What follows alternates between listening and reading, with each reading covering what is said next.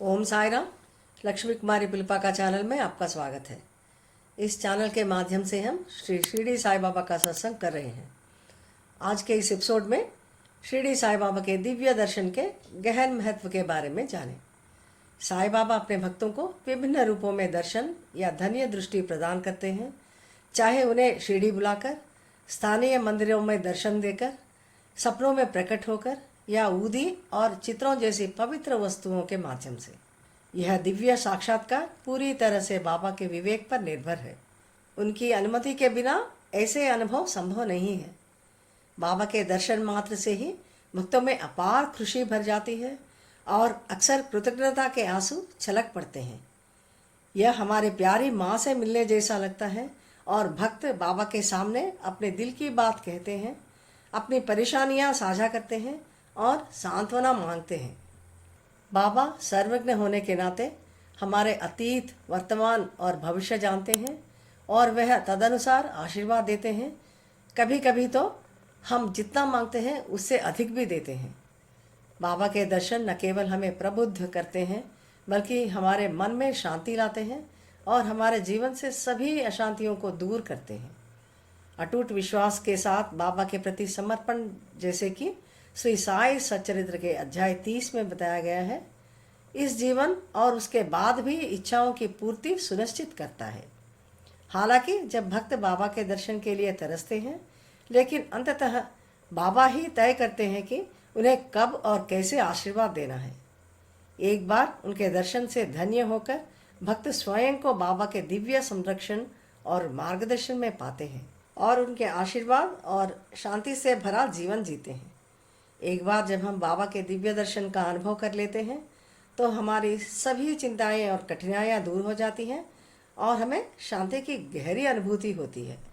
बाबा के दर्शन के अपने अनुभूतियों के अलावा आइए जाने कि बाबा के दिव्य दर्शन के बारे में श्री साई सच्चरित्र में क्या बताया गया है। श्री साई सच्चरित्र के अध्याय 30 में इस बात पर जोर दिया गया है कि बाबा के दर्शन करना भक्तों के वश की बात नहीं है। जिस प्रकार कोई किसी योगी के पास तब तक नहीं जा सकता जब तक कि योगी स्वयं इसकी अनुमति न दे, उसी प्रकार बाबा की अनुमति के बिना एक पत्ता भी नहीं हिल सकता। हालांकि एक बार जब हमें बाबा की अनुमति मिल जाती है तो हम निश्चित रूप से उनकी दिव्य सुरक्षा और आशीर्वाद के अधीन में होते हैं। आइए जब बाबा के दर्शन की परिवर्तनकारी शक्ति को दर्शाने के लिए श्री साई सच्चरित्र के अध्याय 30 और 31 में वर्णित दो घटनाओं को देखें। अध्याय 30 में काकाजी वैद्य नामक नासिक के वाणी में सप्तशृंगी माता मंदिर के पुजारी के साथ बाबा के दिव्य दर्शन की हुई अनुभूति को हम देखें। काकाजी वैद्य विपरीत परिस्थितियों और विपत्तियों से झेल रहे थे। वे अपने मन की शांति को खो बैठे थे और बहुत बेचैन थे। ऐसी कठिन परिस्थितियों में एक शाम वह मंदिर गए और चिंता से राहत के लिए माता से प्रार्थना की। माता के स्वप्न से प्रेरित होकर उनके मन में साईं बाबा के दर्शन करने की इच्छा हुई। बाबा के स्वरूप को ना जानने के बावजूद बाबा के प्रिय भक्त श्यामा जब उस समय वाणी में थे, उनके द्वारा बाबा के बारे में जानने के बाद उन्होंने उत्सुकता से शिरडी की यात्रा की। बाबा को देखते ही काका जी खुशी से अभिभूत हो गए और बाबा के चरणों में झुक गए। बाबा सीधा उनसे बात न करने के बावजूद केवल उनकी कृपा और दर्शन से उन्हें गहन खुशी और शांति का अनुभव हुआ और उन्होंने बहुत शांतिपूर्ण जीवन व्यतीत किया। वे कुछ दिन शिरडी में रहे और फिर नासिक के लिए प्रस्थान कर गए। इसके बाद वे सुखपूर्वक रहने लगे।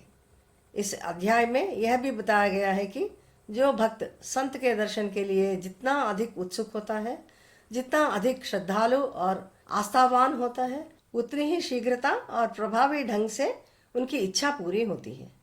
जो किसी को भी बाबा अपने दर्शन के लिए बुलाते हैं, वे उनके स्वागत के लिए हर चीज़ की व्यवस्था भी करते हैं और काका जी के साथ भी ऐसा ही हुआ था। श्री साई सच्चरित्र के अध्याय 31 में ऐसी और एक घटना को हम देखें, जहां एक बीमार बाघ को उपचार के लिए साईं बाबा के पास लाया गया था। बाबा की इच्छा बाघ को करीब से देखने की थी और एक दूसरे की आंखों में देखने पर बाबा की दैवीय शक्ति से बाघ को मरने से पहले आध्यात्मिक मुक्ति यानी सद्गति प्राप्त हुई। ये घटनाएं बाबा के दिव्य दर्शन के असाधारण प्रभाव को उजागर करती हैं। उनका आशीर्वाद सिर्फ इंसानों पर ही नहीं बल्कि जानवरों से लेकर सभी प्राणियों तक फैला हुआ है। श्री साई सच्चरित्र के इन 2 उदाहरणों पर भविष्य में आने वाले एपिसोड्स में विस्तार से जानेंगे। वास्तव में श्री साई सच्चरित्र ऐसी कथाओं से भरा पड़ा है जो बाबा के भक्तों के जीवन पर उनके दर्शन के गहरे प्रभाव को दर्शाती है। अपनी दिव्य उपस्थिति के माध्यम से बाबा ने आशीर्वाद दिया, चमत्कार किया और अपने भक्तों को उनके आध्यात्मिक पथ पर आगे बढ़ाया, उनके दिल और आत्मा पर एक स्थायी छाप छोड़ी। बाबा के महासमाधि लेने के बावजूद उनकी उपस्थिति भौतिक दायरे से परे है और उनकी आत्मा हमारे साथ संचार करती है। बाबा अपनी दिव्य इच्छा के अनुसार स्वयं को विभिन्न तरीकों से प्रकट करके हमें आशीर्वाद देते हैं, यह सुनिश्चित करते हुए कि वे जिस भी रूप में प्रकट होकर हमें आशीर्वाद देते हैं, हमें उनके दर्शन और आशीर्वाद प्राप्त हों। यह सच है कि बाबा के दिव्य दर्शन का जबरदस्त प्रभाव आज भी हम पर बना हुआ है, जिससे हमारा जीवन दिव्य आशीर्वाद और गहन आध्यात्मिक अनुभव से समृद्ध हो रहा है। शुद्ध मन के साथ बाबा के दर्शन करें, उनका दिव्य आशीर्वाद प्राप्त करें। आइए हम बाबा के बताए मार्ग पर चलकर अटूट आस्था, भक्ति और धैर्य के साथ उनकी आराधना करें और उनके दर्शन एवं आशीर्वाद प्राप्त करें। मैं बाबा से प्रार्थना करती हूँ कि उनकी अपार कृपा हम सब पर बना रहे, हम सब स्वस्थ, खुश और अच्छा रहें। अगले एपिसोड में बाबा के और एक अद्भुत आशीर्वाद के साथ मिलेंगे। ओम साई राम।